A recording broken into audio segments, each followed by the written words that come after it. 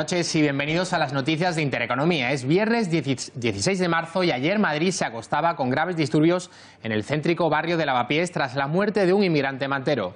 Desde la izquierda aseguran que su fallecimiento se debe a una persecución policial. Alba Vila, buenas noches. Muy buenas noches, Javier, efectivamente, pero hay que dejar muy claro que son dos hechos aislados entre sí. El primero, en la Puerta del Sol, una intervención con unos manteros que al huir de la policía atropellaron a unos turistas y en paralelo fallecía este mantero del que hablábamos de forma natural por una parada cardiorrespiratoria.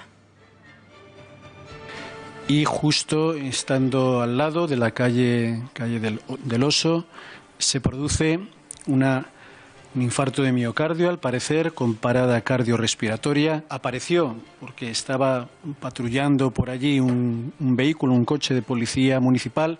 Llegó el SAMUR y estuvieron, me consta, así lo dice también el informe, cerca de 45 minutos intentando hacer la reanimación. Y si fuera tal y como dicen desde la izquierda, tampoco, ni que sepamos hasta el día de hoy, nadie ha muerto por ser perseguido por la policía. La polémica ha desbordado a los inmigrantes y manteros, que se ven vapuleados por la extrema izquierda, y es que muchos se han infiltrado en Lavapiés provocando graves disturbios. Nos vamos en directo hasta Lavapiés, allí se encuentra María Matos. Muy buenas noches. Tensión máxima en esta concentración de unas 2.000 personas en las que abundan las pancartas, los gritos y las fotografías en contra de la policía. Los cánticos más escuchados han sido policía asesina o no son muertes, son asesinatos. Un ambiente en el que hemos visto a personas vestidas de negro, con capuchas, con la cara tapada y también en el que los establecimientos de alrededor de esta plaza han cerrado sus rejas antes de lo habitual. Todo ello, muchas gracias María, todo ello, decimos, ha sido una muestra de cómo la izquierda, si tiene que elegir entre la clase obrera autóctona y la inmigración, opta por la segunda. Más actualidad en nuestro sumario.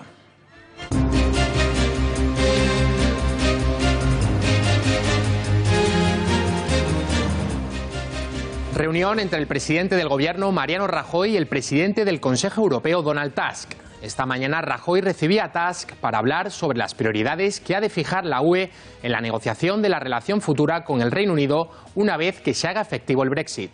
También han tratado la agenda de la cumbre de líderes de la Unión Europea que se celebrará en Bruselas los días 22 y 23 de marzo. Más reuniones. Su Majestad Felipe VI ha recibido hoy en el Palacio de la Zarzuela al presidente de Bolivia, Evo Morales, quien se encuentra de visita oficial en la capital madrileña para reunirse también con el jefe del gobierno, Mariano Rajoy, y con empresarios. El rey y Morales han mantenido una charla en el despacho oficial para intercambiar impresiones sobre la relación bilateral. Desmantelada una importante plantación de marihuana y producción de hachís en Galicia, en un edificio de Fonteculler. Hasta 1.300 plantas de marihuana se han incautado en esta operación y se ha detenido a la junta directiva de la asociación que gestionaba las instalaciones, y que además se había inscrito en el registro de asociaciones de la Junta de Galicia, ocultando sus actividades y simulando ser una asociación legal. También se ha desmantelado en Sanlúcar de Barrameda 2 plantaciones de marihuana instaladas en distintas viviendas dentro de un chalet. Preparen sus abrigos porque después de este fin de semana llega una nueva ola de frío siberiano a España. Como antesala la nueva estación de la primavera, frío, heladas y algo de nieve. Temperaturas hasta 12 grados por debajo de las normales para estas fechas. Y en el fin de semana bajarán los termómetros, pero no estará asociado a la entrada de aire frío siberiano, sino a una masa de aire marítima.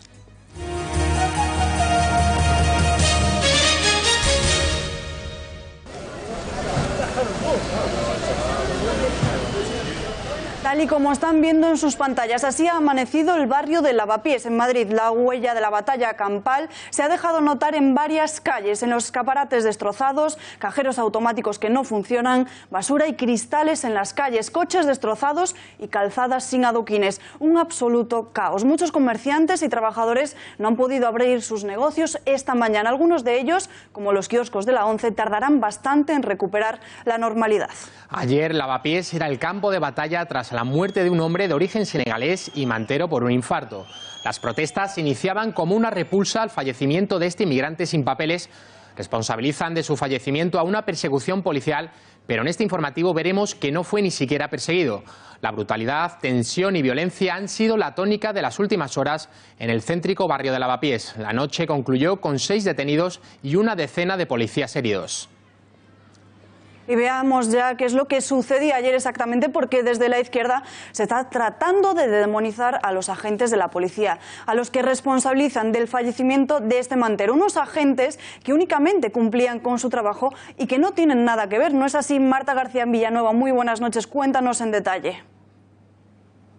Buenas noches. Vamos a ver cómo ocurrieron estos dos altercados en el corazón de Madrid. Por un lado, en la Puerta del Sol hubo una intervención con unos manteros que al huir de la policía atropellaron a unos turistas. Y por otro, en paralelo, sin guardar ninguna relación, en el barrio de Lavapiés falleció un mantero de origen senegal de forma natural por una parada cardiorrespiratoria. Pero atención, porque la Policía Municipal ya ha indicado que el fallecido no se vio implicado en la persecución a los otros vendedores callejeros de sol. Es decir, se han confundido dos asuntos que no tenían nada que ver. Pero centrémonos en lo sucedido en el barrio céntrico de Lavapiés, que suscitó los disturbios en toda la zona. Y es que concretamente a la altura del portal número 10 de la calle del Oso falleció, como decimos, un vendedor ambulante de 35 años a causa de un infarto. Ante tal hecho, la policía afirma que un agente se encontró al fallecido en el suelo y trató de reanimarle hasta la llegada de trabajadores del SAMUR, quienes no consiguieron salvarle la vida. Tras el fallecimiento, unas 100 personas senegaleses, en su mayoría, se concentraron en la plaza de Nelson Mandela, provocando graves disturbios al pensar erróneamente que su compañero había fallecido por una persecución policial. Sin embargo, reiteramos que este mantero fallecido no huyó en ningún momento de los agentes de la policía. Los compatriotas y manteros descargaron toda su ira y fueron concentrándose en la zona al tiempo que insultaban, agredían, perseguían y lanzaban piedras contra los agentes. Alrededor de las 9 de la noche, los antidisturbios tuvieron que intervenir al sentirse completamente acorralados. Durante la trifulca se produjeron carreras y enfrentamientos a lo largo de varias calles, motos al suelo, coches destrozados, calles desmanteladas de adoquines, desperfectos en el mobiliario urbano, papeleras arrancadas e incluso barricadas con contenedores ardiendo. Son solo algunos de los hechos perpetrados por los manteros. Además, a las 11 de la noche, varias calles del barrio, como Argumosa, Santa Isabel o Doctor Fourquet, continuaban con focos de incendios provocados por esa quema de contenedores y alguna que otra explosión derivada del uso de aerosoles. A las 12:30, la violencia continuaba patente. Entre los agitadores había también jóvenes radicales encapuchados que acudieron a Lavapiés para apoyar a los vendedores ambulantes. Finalmente, el balance ha dejado 6 detenidos y 20 heridos, de los cuales 16 son policías. Muchas gracias, Marta. Y a raíz de estos acontecimientos, los disturbios continuaban esta mañana. La llegada del cónsul de Senegal a Lavapiés para interesarse por lo sucedido ayer generaba nuevas cargas contra los agentes de la policía. En la plaza Nelson Mandela, sus compatriotas han intentado agredir y han obligado al diplomático a refugiarse en un bar de la zona. 5 furgonetas de la Unidad de Intervención Policial o Antidisturbios se han desplegado en la zona y han despejado la entrada al bar y buena parte de la plaza para que el cónsul pudiera irse. Pero mientras tanto, la ira de los allí concentrados iba creciendo. Han lanzado sillas contra los agentes e incluso adoquines. Nos vamos en directo hasta el lugar de los hechos. María Matos, ¿cómo se está viviendo ahora mismo? ¿Continúan los altercados hasta ahora? Muy buenas noches. Buenas noches. Pues el ambiente sigue siendo prácticamente de tensión máxima. Aquí todos los concentrados de origen senegalés siguen pensando que no fue un accidente, que no falleció a causa de un ataque y que están convencidos que la muerte fue provocada a causa de una persecución policial. Nosotros hemos hablado con los vecinos y tienen diferentes versiones.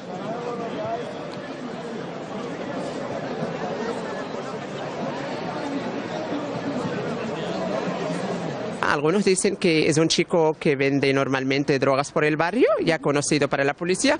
Segundo, dicen que la segunda haya salido del bar, que es de españoles, que justamente está enfrente y que había salido un poco bebido. Un poco borracho. Sí, bebido más bien, y que a través de las rampas había caído y le dio un infarto. Y la otra, que la mayoría de los paisanos, incluso también hay gente, otra inmigrante y españoles, dicen que ha podido ser un asesinato. En cuanto a los altercados que habíamos visto en torno a las 7 de la tarde, veíamos como un ciudadano también de origen senegalés que portaba una de esas pancartas se caía prácticamente desplomado al suelo con los ojos cerrados, y cuando los periodistas nos acercábamos a ver qué era lo que sucedía, nos agredieron con algunas patadas como esta. María, muchísimas gracias. Cualquier novedad nos pides paso. Veamos ahora las principales reacciones políticas a todo lo que está aconteciendo en Lavapiés. Una de las primeras será la de la alcaldesa de Madrid, Manuela Carmena, a través de Twitter. En un mensaje en la red social ha lamentado la muerte de este ciudadano y ha querido trasladar su solidaridad con familiares y amigos. Dice la alcaldesa que investigarán a fondo lo sucedido y que actuarán en consecuencia. Eso sí, no ha enviado su apoyo a los más de 20 policías heridos. Y desde Podemos han sido los más críticos y duros con los agentes. La formación asegura que la muerte del senegalés vulnera los derechos humanos. Una muerte que, recordamos, es a causa de una parada cardiorrespiratoria. Ha sido José Javier Barbero, el delegado de Seguridad en el Ayuntamiento de Madrid, el que ha confirmado que no hubo ningún tipo de intervención policial contra él. Por su parte, el concejal presidente del Distrito Centro, Jorge García Castaño, ha afirmado que la persona que falleció en el barrio madrileño de Lavapiés se puede considerar una víctima del sistema capitalista. Y justo estando al lado de la calle del Oso, se produce un infarto de miocardio, al parecer, con parada cardiorrespiratoria. Apareció porque estaba patrullando por allí un vehículo, un coche de policía municipal. Llegó el SAMUR y estuvieron, me consta, así lo dice también el informe, cerca de 45 minutos intentando hacer la reanimación. Desde Izquierda Unida, Alberto Garzón ha asegurado que estos hechos se deben a una deriva autoritaria y que hay que adaptar nuestro Código Penal a algo tan básico como el respeto a los derechos humanos. Por otro lado, Pablo Iglesias, el líder de Podemos, dice que es inaceptable que un mantero tenga que salir corriendo. Es terrible si efectivamente se confirmara que este ciudadano de Lavapiés, que llevaba 14 años en Lavapiés, Mame Valle, hubiera tenido que huir a la carrera simplemente por trabajar en la venta ambulante para dar de comer a su familia, pues creo que es algo enormemente triste y lamentable que esta persona haya tenido que morir por tratar de ganarse la vida. Lo que pasa es que la venta ambulante está prohibida en nuestras calles, es decir, que no sé qué solución puede tener eso. Es verdad, pero yo no puedo evitar sentir solidaridad. Presten muchísima atención porque continuamos viendo cómo la izquierda intenta usar esta muerte para atacar al Estado. Tal es así que incluso dicen que este mantero fallecido es una víctima de la xenofobia institucional. Hoy es un día triste en España. No hemos estado a la altura de los derechos humanos. Hemos fracasado como democracia. Que la tierra le sea leve. Aquí, en Lavapiés, ha muerto esta noche Mame Valle, un inmigrante perseguido por la policía. ¡Cuánto dolor innecesario! ¿No basta la tragedia de ser inmigrante? Lucrecia Pérez, Samba Martínez, hoy Mame Valle.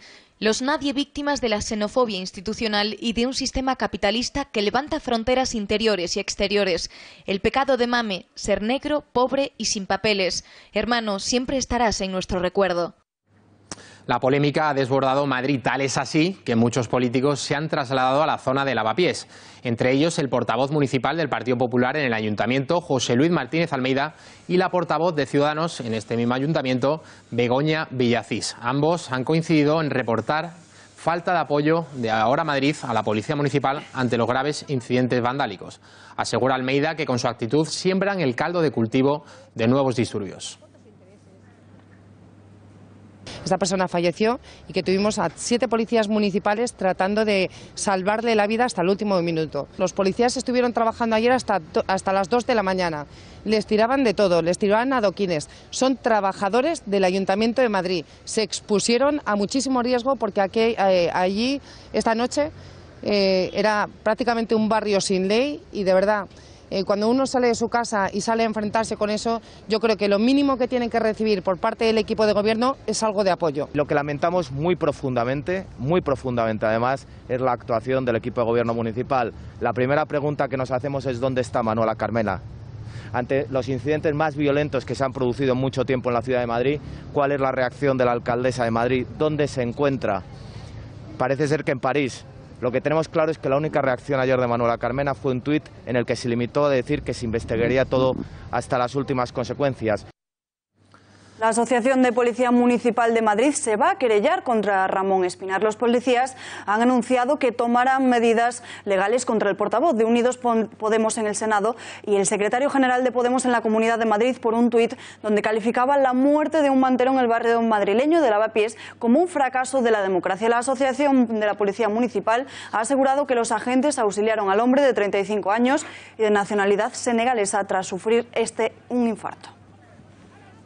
Hablamos de todo lo sucedido en Lavapiés con el portavoz del SUB, Ramón Cossío. Señor Cossío, buenas noches. Hola, buenas noches, ¿qué tal? En su opinión, ¿ha tratado el Ayuntamiento de Madrid de forma injusta a los agentes que estuvieron ayer participando en los disturbios que se produjeron después de la muerte de este mantero? Totalmente. Nosotros pensamos que, por supuesto, que cuando se produce una muerte que hay que investigar a ver si ha habido alguna negligencia por parte de algún, en este caso un cuerpo policial, pero también hay que tener en cuenta que todos los testimonios, la profesionalidad de los agentes, por supuesto, la honestidad y los testimonios que nos indican que esta persona falleció por un fallo cardíaco y no como consecuencia de ninguna mala actuación policial. Esta persona estaba practicando, estaba llevando a cabo una actividad que está calificada como ilícita, que no representa una amenaza para la seguridad ciudadana, es obvio, pero ante la presencia de unos policías que iban corriendo detrás de, al parecer, otros delincuentes, es la información que tenemos, el hecho a correr y como consecuencia de un fallo cardíaco se desplomó.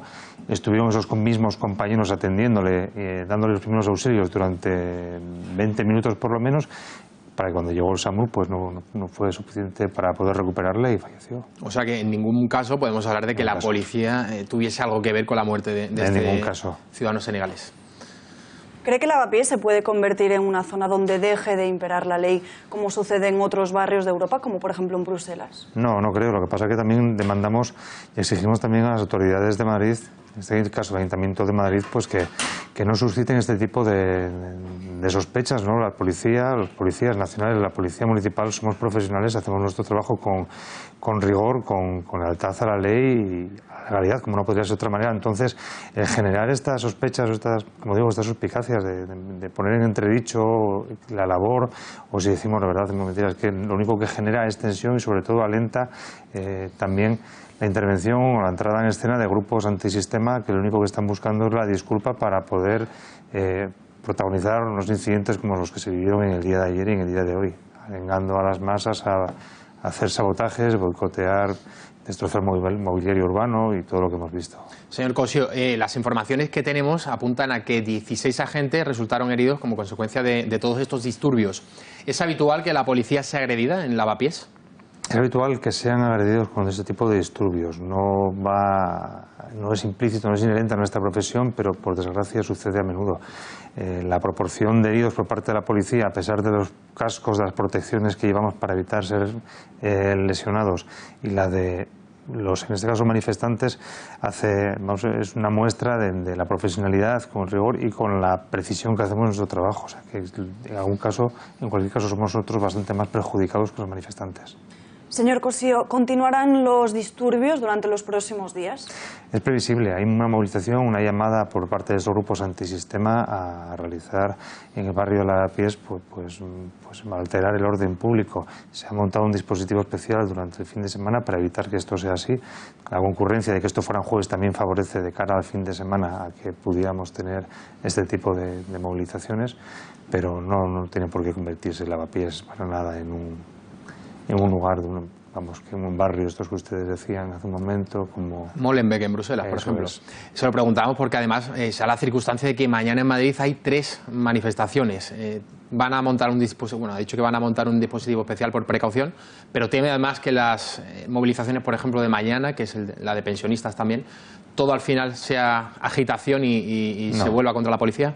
No. Las otras manifestaciones nosotros tenemos que ir a garantizar el orden público, que la gente pueda manifestarse tal y como establece la Constitución, que es un derecho constitucional de manifestación, que se puedan desarrollar esas manifestaciones sin ningún tipo de peligro, pero para nada, no tienen nada que ver con la de Lavapiés, no van a ir a interactuar y en este caso el servicio que está montado, el dispositivo se va a implementar para poder cubrir todo con seguridad. Señor Cossío, muchísimas gracias por estar en el informativo de Intereconomía. Muchas gracias. Y nos vamos ahora otra vez a Lavapiés. Conectamos con nuestra compañera María Matos. María, buenas noches. Buenas noches. Como os contábamos antes, hemos sido testigos en directo de una agresión cuando veíamos que un ciudadano de origen senegalés se desplomaba en el suelo, uno que portaba una pancarta, y que cuando los periodistas nos acercábamos a ver qué pasaba, pues éramos recibidos de esta forma.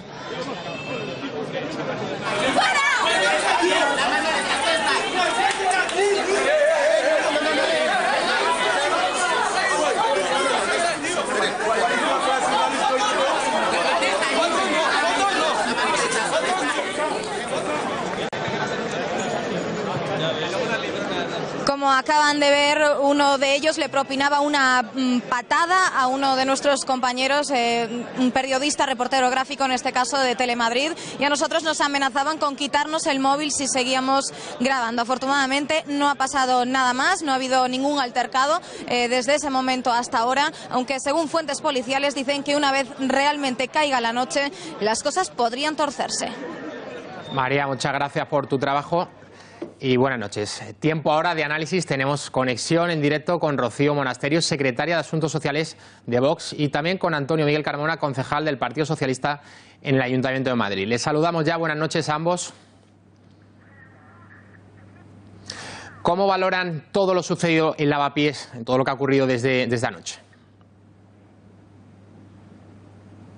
Bueno, yo creo que todos los madrileños lamentamos la muerte de este senegalés, este accidente, pero condenamos con firmeza lo que ha ocurrido en Lavapiés, que ha sido la unión de la inmigración ilegal con una serie de antisistemas de las hordas podemitas que han llamado a su gente a las calles para incendiarlas, al final para amenazar la seguridad de todos los madrileños, especialmente de los que viven en Lavapiés, para ir contra la ley y amenazar también pues la propiedad privada, ¿no? Los colectivos que han llamado a sus grupos a asistir hoy a las manifestaciones también eran las plataformas antidesahucios, los ocupas, todos los protegidos pues de este partido que es Podemos, que aprovecha la desgraciada circunstancia de la muerte de un senegalés para utilizarla y hacer de ello pues una razón para hacer arder las calles, que es lo que quieren. Bueno, ha partido de un malentendido, pero han aflorado otras circunstancias. Ha muerto un madrileño del Senegal, porque aquí se es madrileño nada más pisar esta ciudad. Esta ciudad es tolerante y abierta. Y además ha sido un trabajador, pero también tengo que decir que lo que ha ocurrido ha sido un problema de salud, un problema sanitario, y que eso ha supuesto un malentendido entre los ciudadanos de Senegal, algunos ciudadanos de Senegal, y unos disturbios que han sido muy mal avenidos en Madrid, que no merece ese tipo de disturbios, entre otras razones porque Madrid es una ciudad tolerante y desde luego abierta. ¿Y qué opinan de la reacción del Ayuntamiento de Madrid sobre la Policía Municipal, sobre su actuación? Bueno, yo creo que es una vergüenza que no agradezcamos a la Policía Municipal y a la Policía Nacional la encomiable labor que están haciendo por defendernos a todos los madrileños, siempre arriesgando su vida. Las imágenes de ayer en el barrio de Lavapiés, donde caían miles de adoquines sobre los agentes, nos debería llevar a todos a una reflexión y sobre todo a reflexionar a quién tenemos en las instituciones, porque resulta que estos delincuentes que amparan el quemar contenedores y atentar contra los madrileños y contra los cuerpos y fuerzas de seguridad del Estado están amparados por determinados políticos que les jalean y que lo celebran y que les alaban. Ese es el problema que tenemos hoy y con eso tenemos que ser muy claros, muy contundentes y condenarlo. Y pues bueno, y las fuerzas de seguridad del Estado lo que tienen que recibir es todo nuestro cariño, nuestra admiración, y especialmente para los 10 agentes que han resultado heridos de las cargas de ayer por la noche.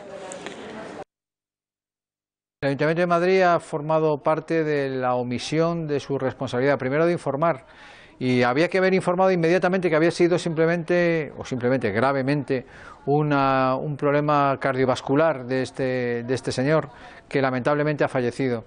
Un problema cardiovascular que se ha precipitado en el rumor de decir que ha sido una cuestión de un altercado policial y nada más lejos de la realidad. Por eso el Ayuntamiento de Madrid lo que tenía que haber hecho era informar inmediatamente y no esperar a que este tipo de cosas se provocaran en nuestra ciudad, que, repito, es tolerante y abierta. La policía sostiene que el fallecido no estaba siendo perseguido por los agentes y el ayuntamiento confirma pues, que ha muerto a causa de un infarto. Entonces, ¿a qué se debe el estallido en Lavapiés? Se debe simplemente que hay unos grupos de radicales ligados a partidos como Podemos que aprovechan cualquier circunstancia, especialmente la circunstancia de los más débiles, en este caso los manteros, ¿no?, que son víctimas de las mafias que amparan algunos, para sembrar el caos, para atentar contra todos nosotros, para poner en riesgo nuestra seguridad y al final para hacerse con un barrio, ¿no?, para hacerse con un barrio. Hoy los que celebraban esto eran Rufián, Montero, Pablo Iglesias, Monedero, Wilito, todos esos alientan a estos grupos que convocan por las redes, y los que veíamos ayer tirando adoquines, la mayoría de ellos eran tipos encapuchados de estos grupos antisistemas ligados a Podemos. No eran todos senegaleses. Los senegaleses son grupos de inmigración ilegal que hay que controlar, y hay que acabar con la inmigración ilegal porque está causando muchos problemas en nuestros barrios, pero que el mayor problema que tenemos es que están amparados por determinados grupos de antisistemas, y eso es lo que pasó ayer. Incendiaron el barrio, machacaron Lavapiés. La gente tenía miedo y no podemos permitir que en un Estado de Derecho y un país como es España esto ocurra, ¿no?, y que parece que cada vez es más frecuente.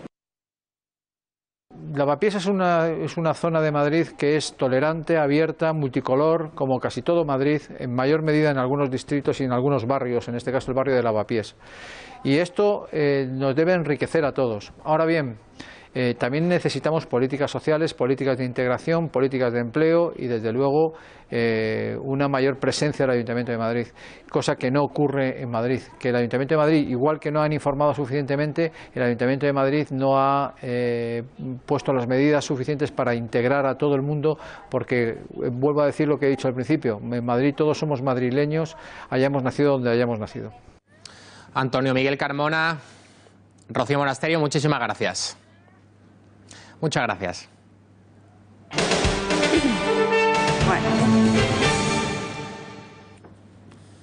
Y cambiamos de asunto porque la jornada de hoy también ha dejado novedades en torno a Ana Julia, la asesina confesa del pequeño Gabriel. Veamos ya qué es lo que ha dicho el juez.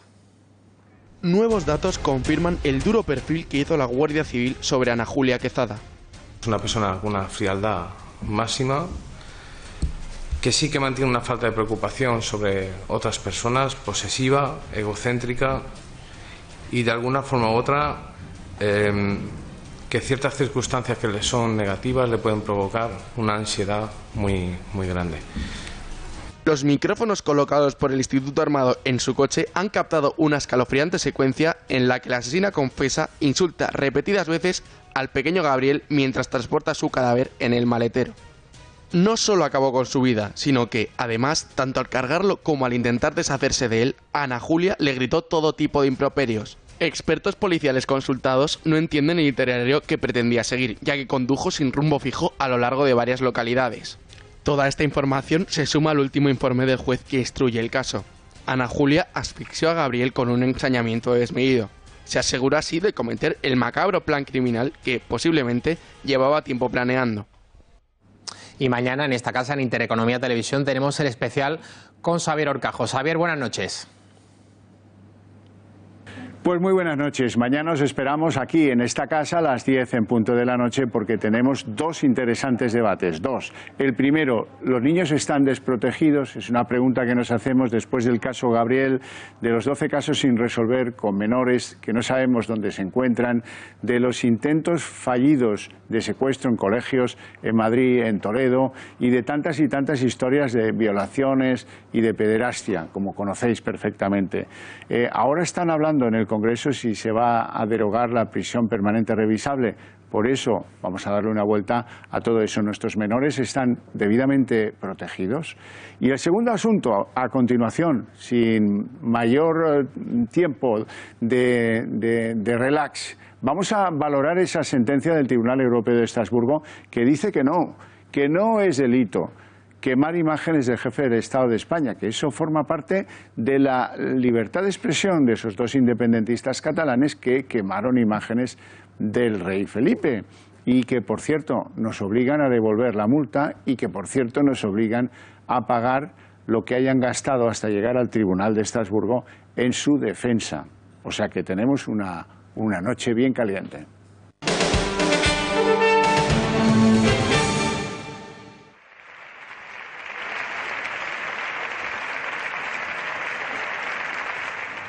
Esta es la imagen que resume perfectamente el rechazo de la izquierda a la prisión permanente revisable, mientras que el Partido Popular y Ciudadanos aplaudían tras el debate sobre esta pena en el Congreso de los Diputados como homenaje a los padres de algunas de las víctimas. Los partidos de la izquierda, sin embargo, sin ningún tipo de pudor, se levantaban y se marchaban, como ven en sus pantallas, del hemiciclo. Albert Rivera ha estado este viernes en Valencia para disfrutar de las fallas. El líder de Ciudadanos, que visitó ayer Castellón, no ha querido perder la oportunidad de pasar por la capital y vivir una mascletá en el balcón del Ayuntamiento. Rivera es el único líder nacional que ha acudido a la fiesta grande de Valencia. El líder de Ciudadanos se ha referido hoy al debate vivido ayer en el Congreso sobre la prisión permanente revisable. Rivera ha negado que su partido se haya aprovechado de las víctimas y ha recordado que los padres de estas solo piden justicia. Gente que lamentablemente ha reincidido y ha vuelto a matar, ha vuelto a violar después de estar en un tercer grado en la calle antes de tiempo, y eso es lo que hicimos ayer, presentar una enmienda para endurecer el tercer grado y para que no se derogue esa prisión hasta que no se resuelva el Constitucional. Nos parece sensato, me consta que dentro del PSOE hay gente que también está de acuerdo, pero finalmente triunfó la tesis de la ejecutiva de Ferraz. Lo que ayer vimos del bipartidismo a mí no me gustó. Yo creo que toca hacer un debate sereno de nuestro sistema penal y hay que reconocer que hay agujeros en el Código Penal como la reincidencia. El Consejo de Ministros ha destituido este viernes al secretario de Difusión y Atención Ciudadana de la Generalitat, Antonio Molons, por presuntos pagos relacionados con el referéndum ilegal del 1 de octubre. El Ejecutivo ha usado sus atribuciones derivadas del artículo 155 tras el registro que la Guardia Civil hizo ayer en su domicilio y en su despacho en el Palau de la Generalitat. Los agentes actuaron en el marco de unas diligencias ordenadas por el Juzgado 13 de Barcelona para buscar un posible uso de fondos públicos para el referéndum del 1 de octubre. Un informe de la Abogacía del Estado de Barcelona señala que existen indicios razonables de que una parte de la financiación que entregó el Estado a Cataluña en el pasado año, en plena ebullición secesionista, fue presuntamente desviado a financiar el referéndum independentista del pasado 1 de octubre. Este documento, como decimos, ha sido remitido al juez de Barcelona, Juan Antonio Ramírez Sunyer, que investiga una treintena de altos cargos y funcionarios de la Generalitat catalanes por delitos de malversación, desobediencia, entre otros. Amnistía Internacional ha pedido la excarcelación de Jordi Sánchez y Jordi Cuixart. La coordinadora de Amnistía Internacional Cataluña, Adriana Ribas, ha exigido este viernes la liberación inmediata y la retirada de cargos tanto del presidente de la ANC y candidato a presidir la Generalitat, Jordi Sánchez, como del presidente de Òmnium Cultural, Jordi Cuixart, coincidiendo con los 5 meses de su encarcelamiento. Ribas ha señalado que los cargos son desproporcionados e injustificados. Y el líder del Partido Socialista en Cataluña, Miquel Iceta, ha afirmado que la candidatura de Jordi Sánchez a presidir la Generalitat es para intentar esconder que aún no hay un acuerdo entre los independentistas sobre un candidato viable. Creemos que Jordi Sánchez no está en esta situación, por lo tanto creemos que no va a ser finalmente su candidatura la que sea sometida a votación en el Parlamento y por lo tanto nos parece que se mantiene esta candidatura para intentar esconder la realidad, que no es otra que todavía no hay un acuerdo entre los independentistas. Por su parte, desde filas populares, el portavoz adjunto en el Congreso de los Diputados, Carlos Floriano, ha llamado a la búsqueda de un candidato que presida la Generalitat que no tenga ningún tipo de sanción penal. Que buscásemos la estabilidad institucional y esa solamente se consigue buscando la manera de elegir a un presidente o a una presidenta de la Generalitat que no tenga que estar sometida a ningún tipo de sanción penal, que no esté sujeta a ningún tipo o sujeto a ningún tipo de instrucción judicial. Y muy atentos a las imágenes que van a ver ahora en sus pantallas. Un ciudadano catalán retira lazos amarillos de la calle a plena luz del día. El hombre permanece ajeno a quienes le amenazan y se acercan a increparle mientras quita los distintivos que reivindican la liberación de los presos políticos separatistas encarcelados por sedición y rebelión. Jo et denunciaré per gravar-me. No. Para. No toquis. No tens dret. No No toquis. No tens dret, eh? Perquè el que farem serà acabar el jutjat. No toquis. El què? Sisplau, no toquis. El jutjat? Tu contamines. No, si no vull tocar, vull que deixi de fer això. Estem en nens, en tots, i tu vens amb la bandera, ningú et diu res. La bandera és constitucional. Deixa, i que sigui... Però ningú t'està dient res. Som persones... No tanqueu res, no arrenqueu res, no toqueu res, deixeu-lo estar.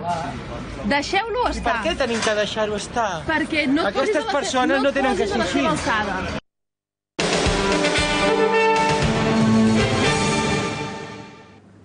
José María entregó este jueves el premio FAES de la Libertad al secretario general de la Organización de Estados Americanos, Luis Almagro. El expresidente del gobierno español justificó el galardón por la defensa de la democracia y la libertad en Venezuela que ha llevado a cabo Almagro. El premiado señaló que no habría mayor sanción contra el pueblo de Venezuela que 6 años más de represión y dictadura. Asimismo, reclamó sanciones más duras y de mayor alcance contra los responsables del régimen de Nicolás Maduro. Me complace estar aquí con ustedes este día y me honra el aceptar el premio FAES de la Libertad. En nombre de todas las valerosas personas dedicadas al fortalecimiento de la democracia y la protección de los derechos humanos en Venezuela, en las Américas y en el mundo. Agradezco al presidente de la Fundación para el Análisis y los Estudios Sociales, José María Aznar, y su patronato por este singular reconocimiento. Para analizar la situación en Venezuela recibimos en nuestro plató al opositor y dirigente de Voluntad Popular en el exilio, Lester Toledo. Señor Toledo, buenas noches, bienvenido. Bueno, buenas noches. Gracias por la invitación y por tener la oportunidad de ser la voz de 30 millones de venezolanos que quieren que su voz sea escuchada en todo el mundo. Pues muy bienvenido. Usted huyó de Venezuela porque era perseguido por el régimen de Maduro, el régimen chavista. Usted estuvo 3 días escondido en un conducto de aire acondicionado.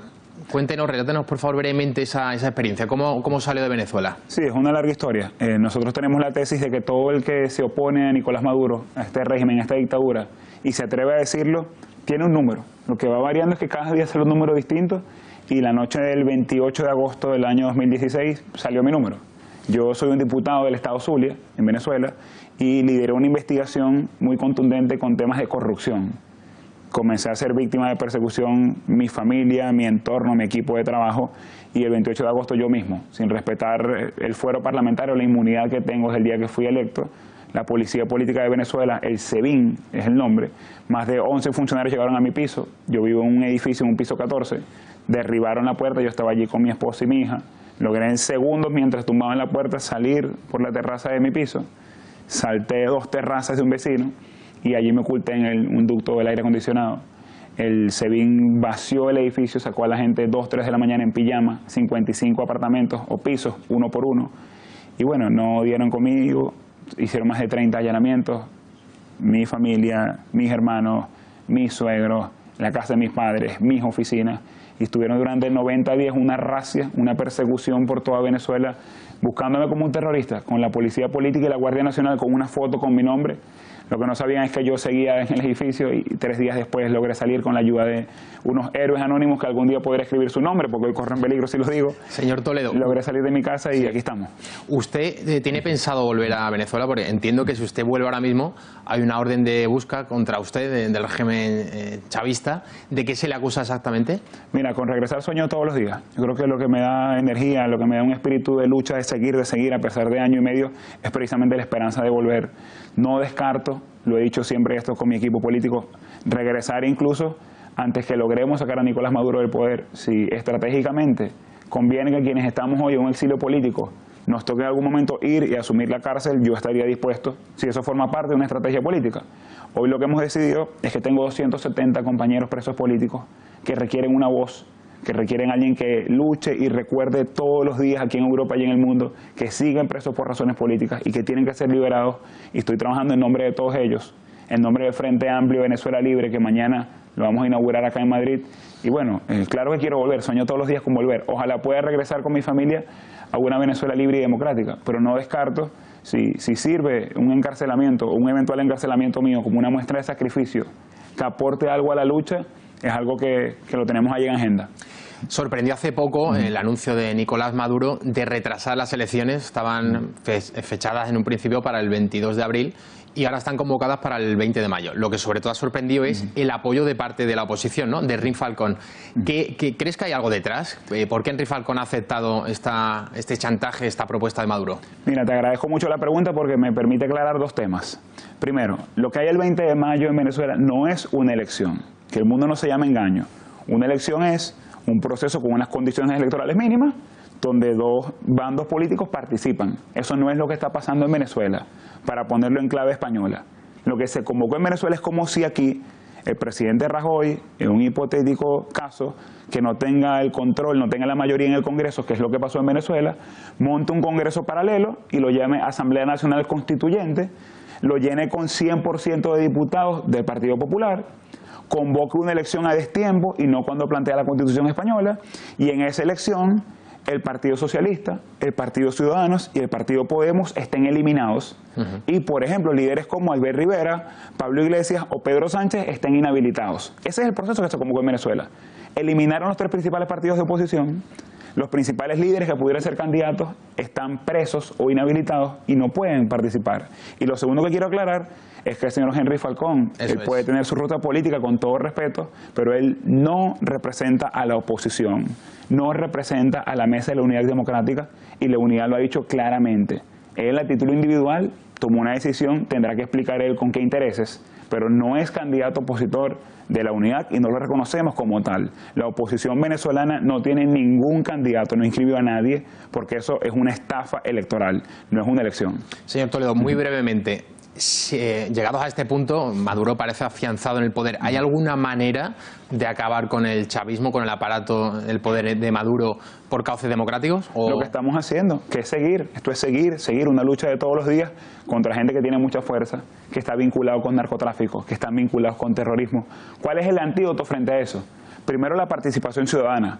Lograr unificar a los venezolanos, y pretendemos hacerlo con este Frente Amplio, donde está la iglesia, las universidades, los sindicatos, los gremios, los partidos políticos. Entonces, movilizar a los venezolanos. En segundo lugar, la comunidad internacional tiene un peso clave, específico, con las sanciones, como bien decía el secretario Almagro, que tienen que hacerse de forma multilateral y ampliarse a los familiares y a los testaferros directos de los corruptos en Venezuela. Y en tercer lugar, con el desconocimiento de todos los países e instituciones democráticas del mundo de esa elección. A partir del 20 de mayo es un peldaño más para conquistar unas elecciones libres, que es lo que queremos, salir de este desastre por vías democráticas. Y eso lo podemos hacer si y solo si la comunidad internacional toma parte. Señor Toledo, muchísimas gracias por venir al informativo de Intereconomía. Le deseamos lo mejor. Muchas gracias. Muchas gracias.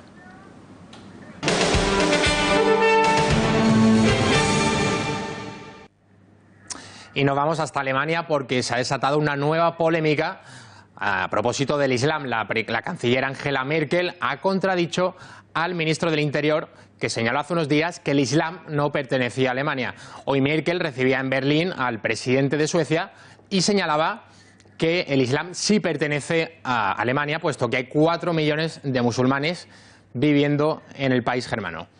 Hay que recordar que hace tan solo 2 años se desató una oleada de violencia de refugiados de origen sirio que habían llegado a Alemania como consecuencia del efecto llamada producido por Merkel en el año 2015. En Colonia, esa crisis de refugiados se desató en la Nochevieja de 2015, dejando 1 millar de violaciones y la inseguridad en las mujeres alemanas.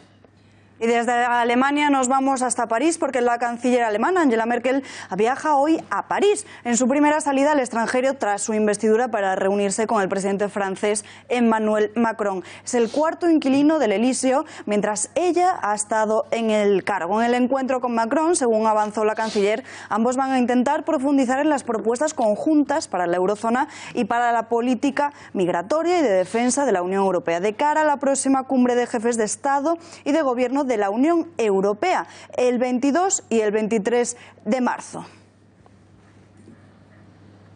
Nos vamos ahora en directo hasta nuestra redacción de Intereconomía porque hay novedades en el Club de Amigos. Paula Cruzado, buenas noches. Buenas noches. Como sabéis, el Club de Amigos de Intereconomía está repleto de actividades, pero esta noche solo me cuelo, un minutillo para recordar dos actividades importantes que tenemos próximamente. El martes 20 de marzo, a las 6:30 de la tarde, estará con nosotros Miguel Durán para hablarnos del sistema actual de pensiones que tenemos en España. ¿Tendremos pensiones? Para nosotros no tendremos. Todas las dudas nos las resolverá Miguel Durán, como digo, el próximo martes 20 de marzo a las 6:30 de la tarde en la sede del Club de Amigos de Intereconomía. Y Eduardo Inda estará con nosotros el próximo 3 de abril para hablarnos de OK Diario y la Tercera España. Os espera a todos. Llamadnos al Club de Amigos de Intereconomía al 91-616-2464. Os esperamos. Muchísimas gracias. Gracias, Paula. Y esta noche 6 mujeres sin piedad. Con una sorpresa, nos vamos en directo con una de ellas, Patricia Tenorio. Novedades en torno al programa de hoy. ¿Qué nos puedes adelantar? Muy buenas noches. Muy buenas noches, Alba, Javier. Como veis, estoy en el plató de 6 mujeres sin piedad. ¿Y por qué? Se preguntarán los espectadores. Pues que en tan solo unos minutos, a las 10 de la noche, nueva entrega de 6 mujeres sin piedad. Y esta noche es un formato diferente. Tendremos 2 invitados de lujo, Antonio y Rafael. ¿Quiénes son? Los del Río. Nos espera un programa muy divertido donde bailaremos la Macarena, donde cantaremos otras canciones de Los del Río y también hablaremos de toda esa trayectoria de este dúo tan famoso, pero si queréis antes vemos un adelanto.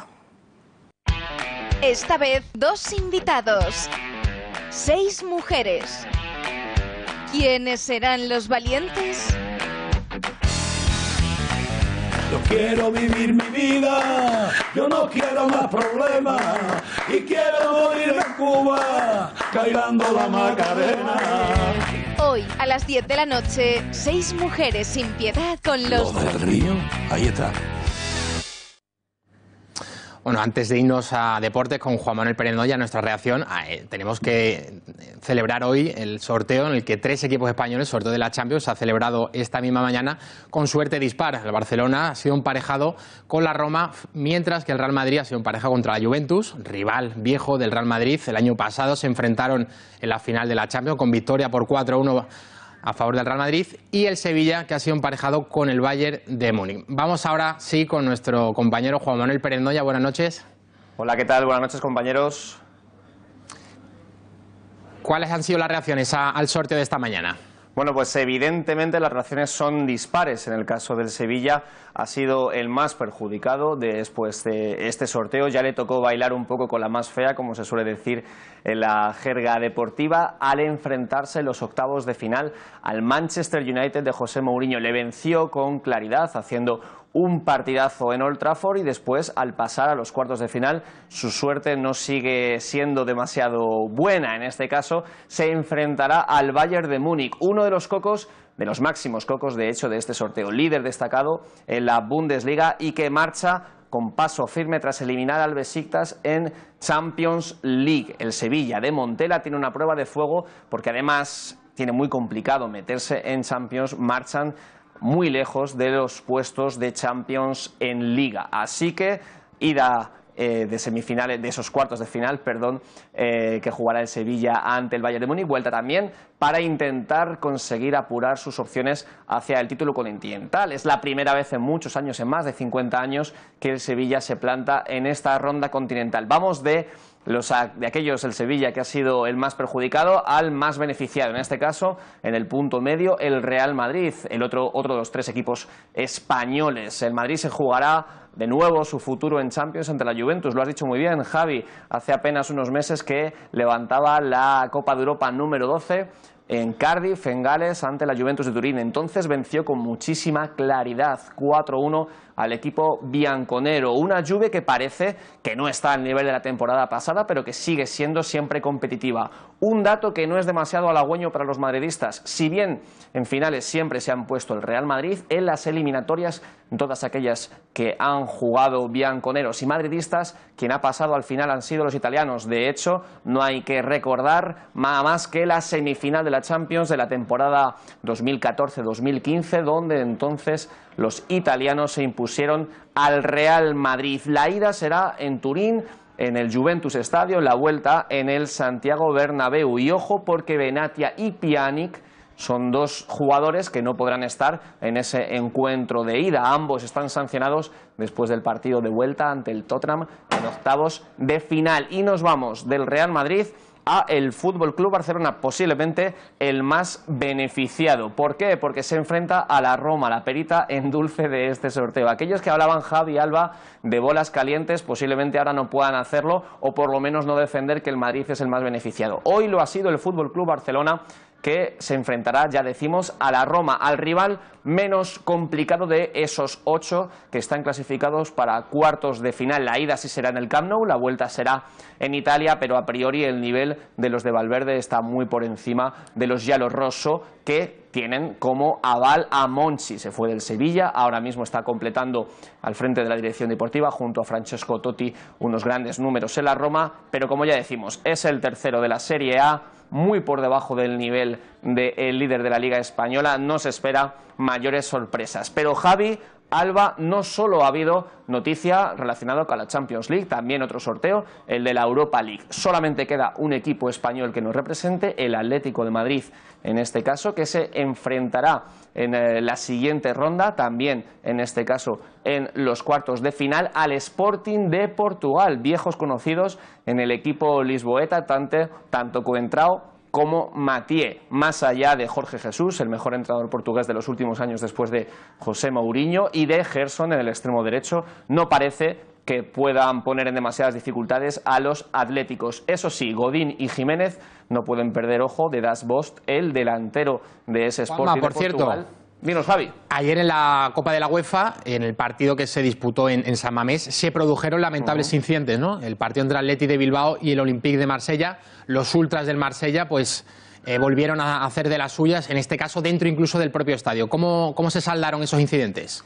Sí, efectivamente, como dices, una noticia bastante desgraciada relacionada de nuevo con la violencia del deporte, y otra vez más en Bilbao. Si hace muy poco fueron los ultras del Spartak de Moscú los que la liaron, también hubo un fallecido por un ataque al corazón, en este caso un ertzaina. Bueno, pues ayer fueron los ultras del Olympique de Marsella y estaba advertida la delegación del gobierno, estaba advertida las fuerzas policiales vascas. No declararon el partido de alto riesgo, y si bien en los aledaños de San Mamés no se produjo ningún incidente, dentro sí un guardia de seguridad privado de la empresa responsable de la seguridad de la catedral, pues se llevó una puñalada en una zona cercana al cuello. Por suerte no hubo que lamentar más incidentes, está fuera de peligro, se salvará, pero hubo varios detenidos, esos ultras del Olympique de Marsella, que donde van, por desgracia, siempre la lían. No hace falta irse más allá, hay que recordar que hace ya algunos años en el Vicente Calderón ocasionaron graves problemas en otro enfrentamiento también ante el Atlético de Madrid. Y Santos Mirasierra, el líder de los ultras, que entonces en ese encuentro ante el Atlético fue detenido, pues ayer una vez más estaba encabezando a los radicales del equipo del sur de Francia. Muchas gracias, Juanma, por toda esta información deportiva. Ahora vamos bueno, también te quería comentar la convocatoria de la selección española, porque hoy Lopetegui ha facilitado esos 23 jugadores, si no me equivoco, y se producen las novedades de Marcos Alonso en la convocatoria. ¿Y cuál es la otra novedad, Juanma? Sí, digo, se le está olvidando ya la selección española, pero no, hay que hablar de esa selección española que ha dado una lista que no es definitiva, pero sí que se aproximará seguramente a los integrantes que definitivamente convocará Lopetegui para el próximo Mundial. Varias novedades y muy importantes. Marcos Alonso, un jugador que se hablaba que posiblemente estaba defenestrado para el entrenador donostiarra, no era convocado a pesar de su altísimo nivel en el Chelsea. Le estuvo observando el seleccionador ante el FC Barcelona en el Camp Nou, hizo un partidazo y esta vez sí le ha convocado. Se da la casualidad de que el propio Marcos Alonso tenía reservado un viaje a Dubái para esta semana, porque daba por hecho que Julen no le iba a convocar. Hasta ese punto llegaba la desconfianza. Bueno, pues si ahora le convoca, lo más probable es que también vaya al Mundial y que siga esa estirpe de grandes futbolistas en la selección española. Su abuelo Marquitos, estrella en la defensa central del Real Madrid de los años 50, su padre Marcos Alonso, jugador del Atlético de Madrid y del FC Barcelona, y ahora Marcos Alonso Jr., que desde el Chelsea llama a las puertas de la selección española. Y no solo él, Dani Parejo vuelve a ser convocado por el equipo nacional, un jugador que lo estaba haciendo muy bien en el centro del campo ofensivo del Valencia. Rodri, centrocampista defensivo del Villarreal, y Morata se cae de la lista, Javi. Juanma, muchísimas gracias por la información deportiva. A vosotros. Buenas noches. Nosotros... Y antes de despedirnos, Javier, queremos hacerlo con una imagen que está revolucionando las redes sociales, porque un profesor en una escuela de Ghana está enseñando cómo usar Word sin usar ningún tipo de ordenador. Lo hace a través de tiza y pizarra, tal y como están viendo en sus pantallas. Este es el resultado, un tablero que simula la pantalla de un ordenador. El maestro ganés ha asegurado que enseñar las tecnologías de esta forma es muy divertido y gracias a que esto está circulando por la red, ya han conseguido 4 ordenadores para este colegio. Y además vamos a ver también, nos vamos ya y no se pierdan, por cierto, especial mañana con Xavier Horcajo y esta noche 6 mujeres sin piedad con esa sorpresa que les avanzábamos antes. Muchas gracias, volvemos el lunes a las 8:30, les dejamos ahora con un vídeo que nos llega desde Estados Unidos.